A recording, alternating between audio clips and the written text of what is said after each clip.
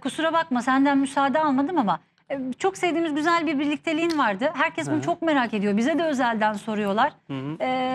Biz seni evliliğe git çok istiyorduk. Gerçekten az önce söylediğim tüm isimleri, mutlu haberlerini vermek istiyoruz ama sen bizim bir de dostumuzsun. Evet. Senin düğününe gelip Bircan'la orada oynamayı çok istiyoruz. Hala her şey çıktık ya.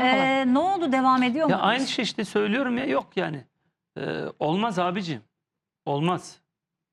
Olmaz yani şimdi. İlişki bitti. Ya olmaz, herkes ben canımı veririm. Ben mesela ilişkilerimi çok şey yaşarım böyle. Çok da ciddiydin hani, onun için. Bence yazalım. Nihat Ben Doğan da ilk hiç kez ya konuşuyor bu aman konuyla hiç ilgili. gerek de İlk yok. kez. Hayır, bir Boş konuş ver, bakalım. hiç Sen de ben- merak ama ediyoruz yani şimdi. sana bunu Sadece sormamak olmaz. Ben hayatım boyunca hep şunu, belki de yanlış yani, benim en büyük yanlışlarımdan bir tanesi, özellikle yaşadığım ilişkide hiç bencil olamamak. Bu benim en büyük eksikliğim oldu. Yani benim bence evlenemememdeki en büyük neden hiç bencil olmamak. Hep başkasına, karşı tarafı Aşkta düşünüyorsun. hep karşı, yani ilişkimde ekseni karşı tarafın mutluluğu üzerinde bir bina inşa etmek oldu. Yani ben onu mutlu edebiliyorsam işte o zaman mutlu oluyordum ben. Halbuki insan biraz da bencil olmalı. Sonra ne oluyor işte? Büyütüyorsun. Emek veriyorsun. Emek veriyorsun. Ondan sonra ne oluyor? İşte bu sefer karşındaki starlaşıyor.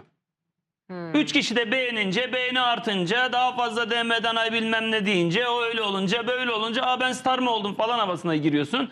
Bu sefer ne oluyor? Karşındakini ezme politikaları. Tamam mı? Toplum içinde yerini bilmeme, yerinde durmama, anladın mı? Olmaz şimdi. Burada 4 duvar arasında söyledim. Bana her şeyi söyleyebilirsiniz arkadaşlar. Evet. Doğru. Bak biz çalışma arkadaşıyız.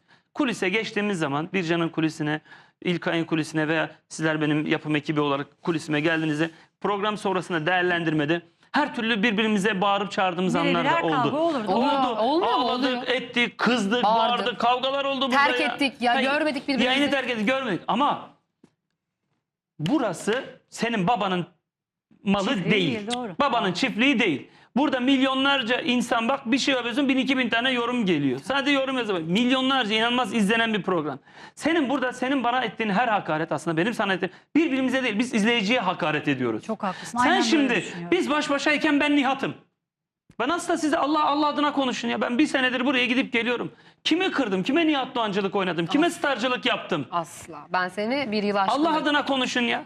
Buradaki bize çayımızı kahvemize getiren arkadaşlarımızı, çalışma arkadaşlarımıza dahi bir kez olsun sesimi yükselttim mi? Asla. Ya Allah adına konuşun, peygamber adına konuşun, din adına konuşun ya. Yok, biz hiçbirimiz ve sen de özellikle. Yapmam ben, çünkü elimden kibri ayaklarımın altına almış bir insanım. Tamam mı? Ama benim gibi sen kalkıp da 4 duvar arasında yapayalnızken Nihat'la sen varsın. Sen İlkay'sın evinde. Kusura bakma. Öyle, hepimiz Sen evinde öyleyiz. İlkay'sın. Sen Çocuğunun evinde annesisin. Çocuğun sen için hiçbir evinde önemi bir cansın. yok. Ama toplum içine geldiğin zaman sen toplum içinde, ben Nihat Doğan olun. Benim yaptığım en ufak hata Nihat Doğan'a zarar verir. Nihat Doğan'ın imajına zarar verir. Hatta ailesine, değil mi? Kimler Ailesine üzülüyor. kadar gider. Sen ne yapıyorsun? Sen toplum içinde, sen misal sesini bize yükseltiyorsun. Sen bana yükseltmiyorsun. Bana yükseltmiyorsun ya, bana ne olur? Bana bıçak sıksan ne olur?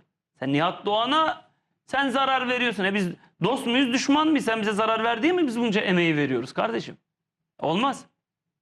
Olmaz.